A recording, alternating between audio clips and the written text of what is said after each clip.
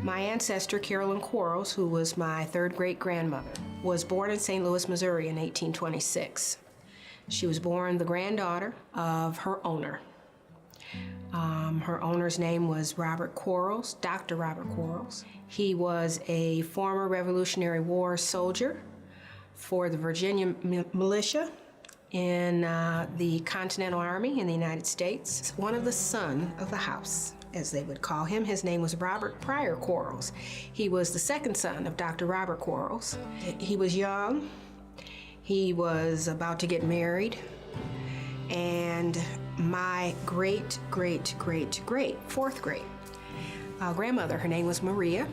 She was a servant in the house. And she basically was given to him, kind of a practice prior to his marriage. And in 1826, Carolyn was born. And until she was 16 years old, she existed as the playmate to her first cousins who lived in the house. She was eventually, at 16, became the handmaiden, the servant of her paternal aunt. Sixth and Pine, where Carolyn was actually born, in the house, became the home of Charles R. Hall, merchant, as is said in the directories of the time. She became the property of Charles R. Hall, Carolyn did, when she was 16. And at 16 years old, things kind of changed. Well, we'll say that Carolyn had a nickname. Her nickname was the Pretty One.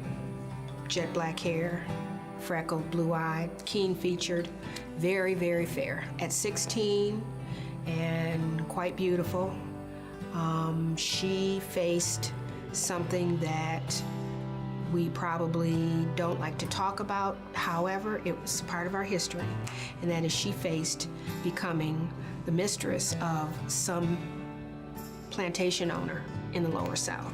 She decided that wasn't something that was a good thing, to look forward to a life like that.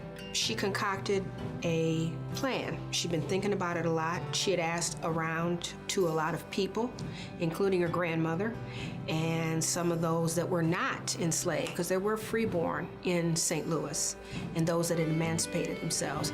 And her question was always, what does freedom feel like? Her journey started on the 4th of July, 1843, when everybody else was out celebrating the 4th of July and independence.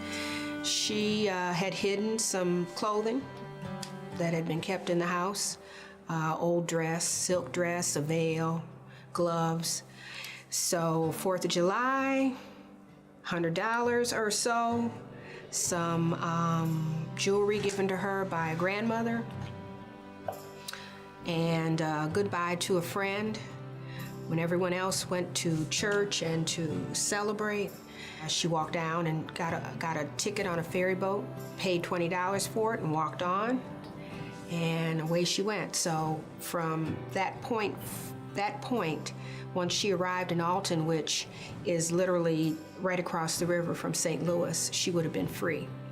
However, when she got to Alton, apparently there was somebody on the docks, some emancipated young fellow who was unloading, and he kind of gave her a look and said, this doesn't look quite right. So he approached her and told her she needed to keep moving. So she ended up on another ferry boat to Galena, Illinois. And from Galena, she took a stagecoach to the farthest place probably her money or her ticket would buy her, and that was Milwaukee, Wisconsin. And when she arrived at the Milwaukee Hotel in downtown Milwaukee on Water Street, when she got out of the carriage, again, fate would have it, somebody was there to see her. His name was Titball, Robert Titball. He was a barber and black man, emancipated freedom seeker.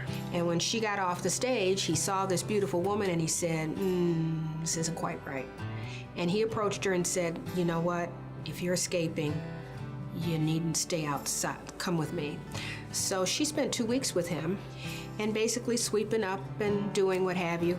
2 weeks into her stay, bounty hunters arrived in Milwaukee, specifically looking for her. Her owner, Charles Hall, wanted her back.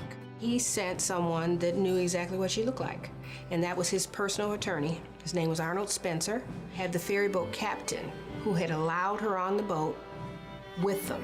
So of course he had seen her too. And the problem with that was he was liable along with his company because they had allowed a piece of property to escape, and a very valuable piece. Mr. Spencer could not quite find anybody to engage him, and he ended up with a gentleman by the name of Asel Finch. Asel Finch was one of the young gun attorneys in Milwaukee. Unfortunately, he found the wrong one because Asel Finch was an anti-slavery leaner. He had heard that she was there, probably had seen her, but wasn't going to give her up. And Mr. Finch said, now where do you hide someone that's beautiful and she's being chased and we're in this brand new town? What do? You hide in plain sight. Across the street from Mr. Finch's office, where he could sit in the window and watch, there was a dry goods store. And there was a great big cask that would have had sugar in it at some point that was sitting outside. So she was put in a sugar barrel for 12 hours. Everyone in town, it's the worst kept secret in town. Everybody in town knew she was there, except the people that were looking for her. At the end of the evening, Mr. Finch came and got her.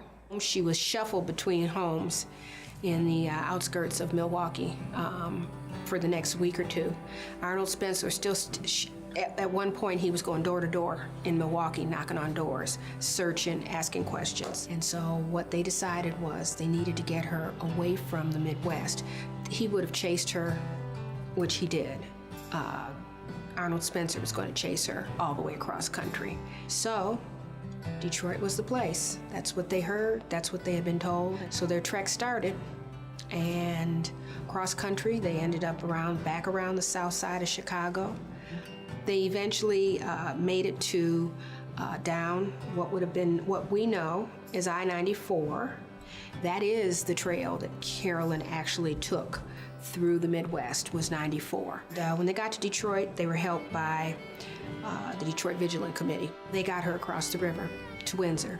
Carolyn was the first documented escape through the state of Wisconsin.